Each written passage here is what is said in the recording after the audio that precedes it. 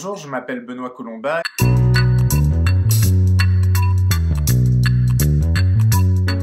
Je viens de publier une enquête en bande dessinée avec le dessinateur Damien Cuvillier qui s'intitule « Le choix du chômage, de Pompidou à Macron, enquête sur les racines de la violence économique » aux éditions Futuropolis.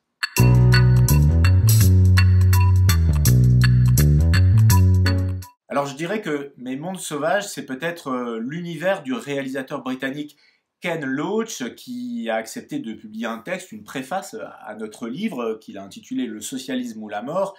Ken Loach, pourquoi? Parce que à travers ses films, Ken Loach montre à la fois les dégâts, les ravages des politiques ultralibérales ou néolibérales, ce qu'on documente dans notre livre, mais c'est plus que ça, il montre aussi la résistance, la solidarité finalement aussi qui peut exister, même si dans ces derniers films, on voit bien quand même une vision de plus en plus noire de Ken Loach, mais ce qui me frappe, c'est qu'à 85 ans, Ken Loach reste un éternel révolté, ça je trouve ça assez impressionnant. On le voit dans un petit livre qu'il a publié en 2014 qui s'appelle « Défier le récit des puissants ». Et dans ce petit livre très intéressant, Ken Loach donne sa vision de l'art en fait. Il dit que c'est un moyen d'enrayer la mécanique, de bousculer le statu quo, de défier le récit des puissants, parce qu'il y a une bataille du récit finalement à travers l'art. Et il écrit « L'art peut servir de détonateur, il peut être l'étincelle qui met le feu aux poudres.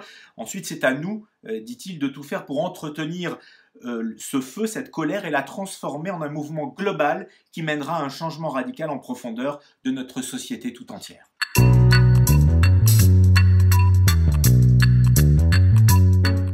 Alors, mon livre sauvage, c'est un livre très ancien, mais très actuel.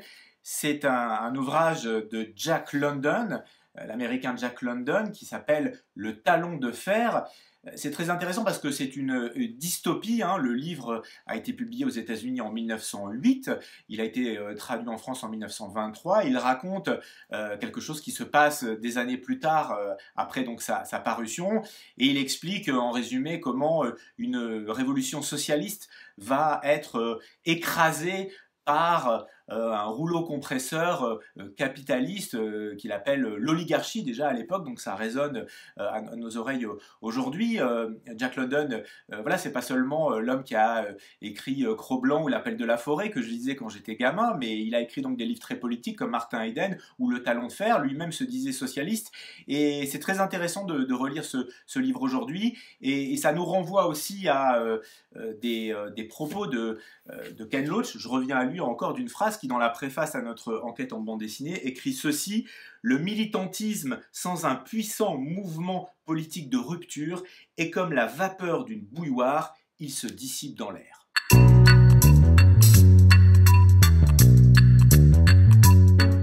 Alors, ma musique sauvage, c'est ça.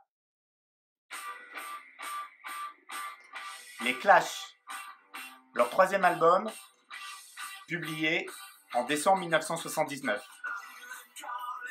London Calling, l'appel de Londres. Pourquoi mon album sauvage? Pourquoi ma chanson sauvage?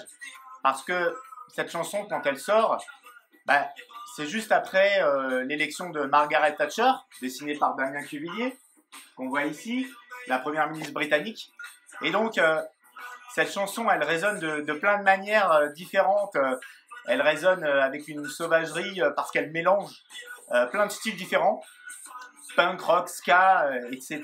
Et puis c'est une musique sauvage parce qu'elle critique la sauvagerie de la politique menée à l'époque et elle balaye tout sur son passage.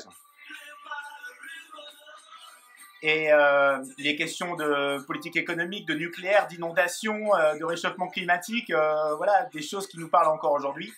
Et récemment, pour les 40 ans de l'album, le musée de Londres a fait entrer les Clash au musée d'une certaine façon avec cet album qui est assez mythique.